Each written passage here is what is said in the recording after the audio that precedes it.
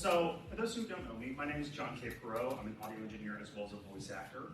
I've been a part of this industry for like 6 years. Since then, I've gotten to work on some anime and actually worked on print. A couple things I worked on, I was an ADR engineer on a game called Stranova. It's on Steam right now, if you want to check that out. Anime-wise, I've been in Shangri-La Frontier, Trillion Game, Natsume Season 5, Toilet Bound Hankoku. I got to play some zombies in that one, that was fun. Also Newbie Adventurer and 100 Girlfriends Who Really love you.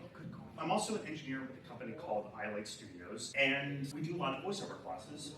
And actually we do have a panel later today at 1:30 on breaking into voice acting called Good Voice Actor, Bad Voice Actor, a lesson in studio video. Now, what kind of brought this up is a lot of people who want to get into this industry, they don't quite know like what to do, what not to do. And I feel like it's one of those important things. We kind of touch on it a little bit in our classes or even on the panels, but not fully. So I decided, you know what? Let's make this into a panel because some people really need it. Here we go. First and foremost, this is an easy one. Be early, guys. Early and on time. Early is on time is late is fired, and no one wants to be fired. Am I correct on that? I would say for Crunchyroll or maybe Bang Zoom or wherever, 15 to 30 minutes is a good time frame because in case you want to get some water or if you have something you can look over, you can do that. Second thing, wearing decent attire versus wearing anime merch to your session. Now, when I say decent attire, this is pretty much all you need to have. Try to avoid kind of anime shirts at a convention. It's totally fine. Totally fine. At a studio, some people get away with it, but because they're a little more established. If I was to do that, they're gonna look at me like, what the heck are you doing? Try to avoid that. Avoid earrings. If you are wearing some when you're in the studio, take them out. There's a little box in the studio. You can put them in there or put them in your pocket. Anything that makes noise, toss that in the box. Also, and this is a big thing, at a convention it's fine, but at a studio it's not. Do not wear cosplay. Cosplay is great for a convention. It's not good for Crunchyroll or Bang Zoom. People have actually done that. And I'm like, really? Really? Even on Halloween, don't do it. Greeting the cast and crew versus ignoring the cast and crew. Oftentimes I hear people ask, like professional actors, hey, what was it like getting to work with so-and-so? And they're like, I didn't. Like, he's in Los Angeles, I'm in Dallas. I never crossed paths with him. In general, when we record anime, specifically, we record alone in a box about the size of, say, half of this screen. The only reason we would be with 2 or more actors is in this thing called WALL, which stands for With All Actors. It's the only time you and 3 other people are going to be in the same booth at the same time. And you're going to be making up the backgrounds for like a cafe, or a stadium, or a marketplace, or whatever. So you want to be like, hey, how you doing? Nice to meet you, and all that stuff. And you'll meet the directors and engineers, know the engineer's name, know your director's name. Letting the engineer adjust the mic stand versus messing with the mic stand. So at any studio, you're going to encounter a lot of microphones and a lot of mic stands. Those microphones are generally over $1,000. You don't want to break those. If you do, you're going to be out of a job and out of $1,000. With the engineer, it is their job to go in and adjust the mic stand for you. You do not touch the mic stand unless you're at home. Here's one that kind of came up, I'd say, over the last year or so. Putting your phone away versus recording and taking a selfie. At the end of the day, Crunchyroll is a place of work. It's fun work, but there's a lot of stuff that's going on in there that's under an NDA, and we can't talk about it. Me personally, every time I'm in, take my phone, shut it off. 10 minutes before my session, I just shut it off completely. Asking relevant questions versus asking, was that good? When I say relevant questions, whenever you go in for a show, one of the things the director will tell you is basically what is the show about, like what's the background of this, what are the characters, you may or may not refer to them, don't know. But when it comes to relevant questions, asking stuff like, hey, how do you pronounce this word? Or hey, is it okay to say this word or this phrase? It's good to ask those kind of questions because it gives you a better like, oh, okay, and you can better play to the story.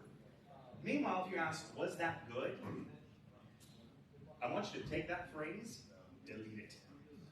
Because what that kind of tells them is, oh, this person's not that confident. It will make them less likely to want to work with you if you were to ask that question. One of my last sessions I had, I did a line, and I just shut. I wait for them to place it, And if we need to go back in again, we'll go back in again. They will let me know, like, hey, this is good, either just clean it up a bit, or hey, I like it, can we try a different thing? This is a big one. Little disclaimer, impressions are fun to do.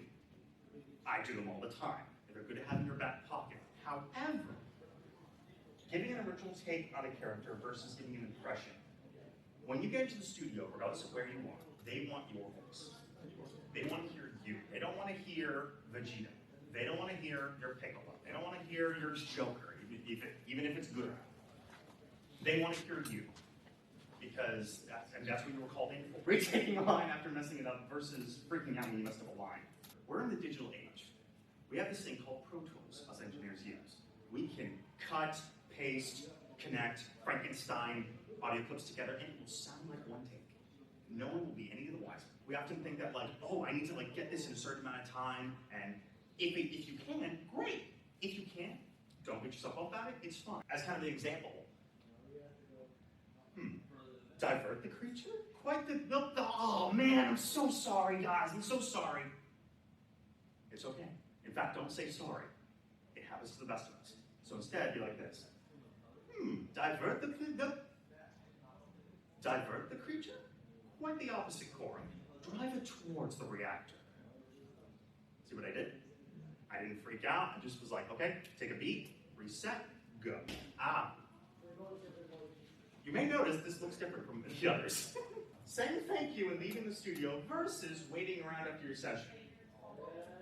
Please, once you're done with your session, say thank you and goodbye. Because at the end of the day, Crunchyroll or Bang Zoom or Studiopolis or wherever is a place of work. It's fun work. I love working on anime. That's great. Say thank you and leave. Like, get out of there. Don't look back. If you forget something, yeah, you can rush back in and get it. But in general, if you are done with your session, say thank you to the director, thank you to the engineer, thank you to your castmates, and then walk out. If you wait around after your session, which has happened, it's going to get awkward. So, because again, it's a business, and no one has really time for like waiting around and signing autographs and whatnot. Number 10, respecting your NDAs versus sharing confidential information. Please, please, please respect your NDAs. Please, even if it's really, really exciting to be a part of something. There are people who've been like silent about stuff for years. In conclusion, be someone who is competent, responsible, professional, and somebody that people want to work with. Okay? That's roughly what this industry is going to be. If you listen to what Joe McDonald says, show up, show off, shut up, get out. His actual advice. You mentioned physical appearance of clothing. Would tattoos matter? Good question. I think that's fine. Tattoos are okay. It's mainly just articles of clothing. That's like, if it's anime related, don't do it. But if it's tattoos, not a big deal. It's yes. So about like the earring things. Yes.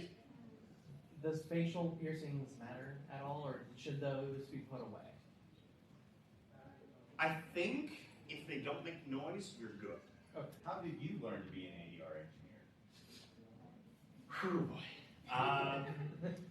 So it took a bit of practice. So I actually graduated from Media Tech Dallas, and one of our semesters we worked on post-production, but part of me is just like, I know Crunchyroll, or Funimation at the time, I know Funimation has a way of doing it, but this is not the way. I did my own kind of research on how, like, engineering-wise, like, what do they do, how do they do it, and it also helped that with our classes kind of still going once a month, I was able to kind of practice with that.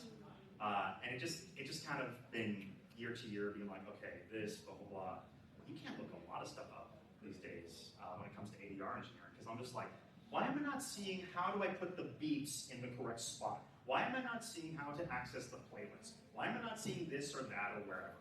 So it was kind of trial and error, but also help from classes, help from instructors, definitely. Help from Manny Aragon and Jose Sandoval. Oh my gosh, those guys are geniuses. I wanted to be an actor first, and I was like, I need something else because acting's not gonna pay all the bills, unfortunately. So I was like, engineering seems pretty sweet. I'm gonna give that a shot, and I have not looked back since. What was the hardest challenge for you when you first got started with voiceover, and how did you overcome it?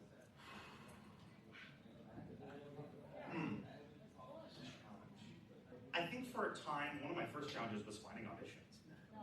because I'm like, where the heck do I go for auditions? I even looked it up in like 2018. I got nothing. I'm like, I can't just go to every single class. I don't have that kind of money. Where do I go with this? And then finally, it took the pandemic to find Casting Call Club for whatever reason. I'm like, where were you 3 years ago? So, that was one hurdle. I think another one is, in some ways I still kind of deal with it, social anxiety.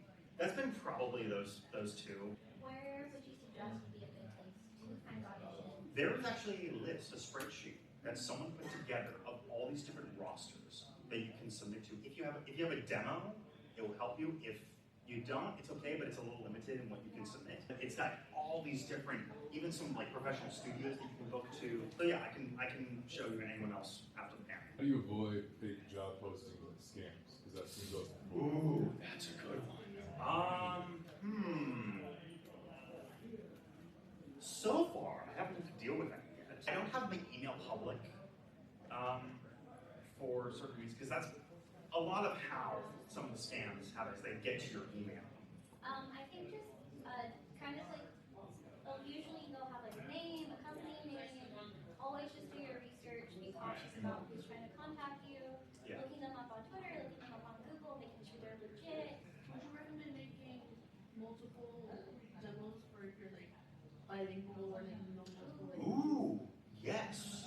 Yes, that can be very useful. I think having a separate one with a different language, like one in English, one in whatever other language, can be useful. Is there any recording software you would recommend using? So, if you're just wanting to do auditions, Audacity. It's free, and you don't have to worry about any kind of processing or whatever. If you want to get into more like multi-track editing, you can still use Audacity if you want, but for me, Pro Tools, because I've been trained on it, Adobe Audition, if you would prefer that, though. What's another one? Not Ableton, no, that's music. Reaper. Reaper, thank you. Do you say like just doing like the basic noise reduction is okay, or just leave it completely? I would say just take out most of the silence parts. I would try to avoid any kind of processing as much as possible. This is more of an off the wall. If you could be any kind of sandwich, what kind of sandwich would you be? Salami sandwich. All right. Thank you, everyone. Thank you.